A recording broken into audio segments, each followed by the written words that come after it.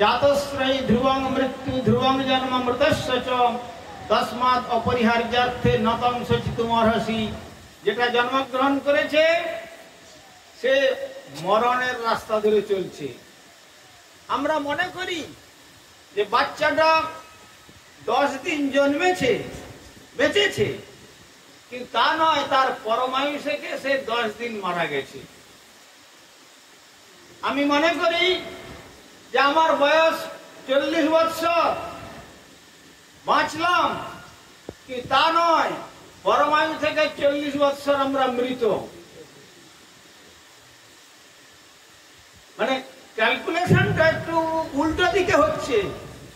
কিন্তু কখন আমাদের এই ভ্রমটা ভাঙে?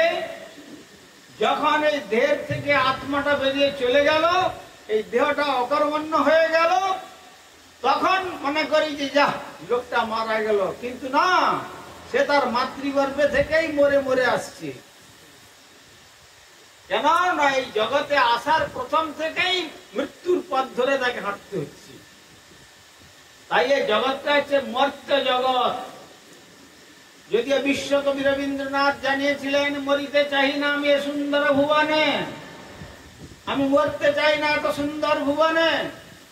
কিন্তু কবিকে জিজ্ঞাসা করুন, হে বিশ্বকবি, তুমি যে কথা বলেছ সে কথাকে তুমি রাখতে পেরেছ কি? তুমি তো রাখতে পারো নাই, একদিন তোমার দেহ তো ছেড়ে চলে যেতে হয়েছে। সুতরাং আমরা হাজার চেষ্টা করলেও এই জগতে থাকা যাবে না। পার্মানেন্টশিপ বলে কোনো কথা নাই এই জগতে। চিরন্তন কেউ আমরা থাকতে আসি নাই। তাই এখানে আমাদের কবি বললেন, এ দেহ ছাড়িয়া যাবে যাবিরে সংসার, কোথা রবে তোমার এই সাধের পুত্র পরিবার, নয়ন মুদিলে সবই অন্ধকার, রাখো রতিমতি চরণে। এ দেহ ছেড়ে দিয়ে যখন তুমি চলে যাবে, কৈশ্য মাতা, কৈশ্য পিতা, কৈশ্য ভ্রাতা সহোদরা, চারি প্রহরণ সম্বন্ধ কা কৈশ্য পরিবেদনা।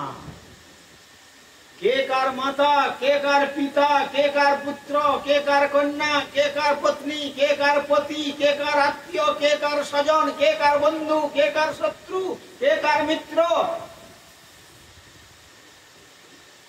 তাই তো চারণ কবি বললেন, ওরে ভেবে দেখ মন কেউ কারো নয়, নিচে ভাম ভূমণ্ডলে।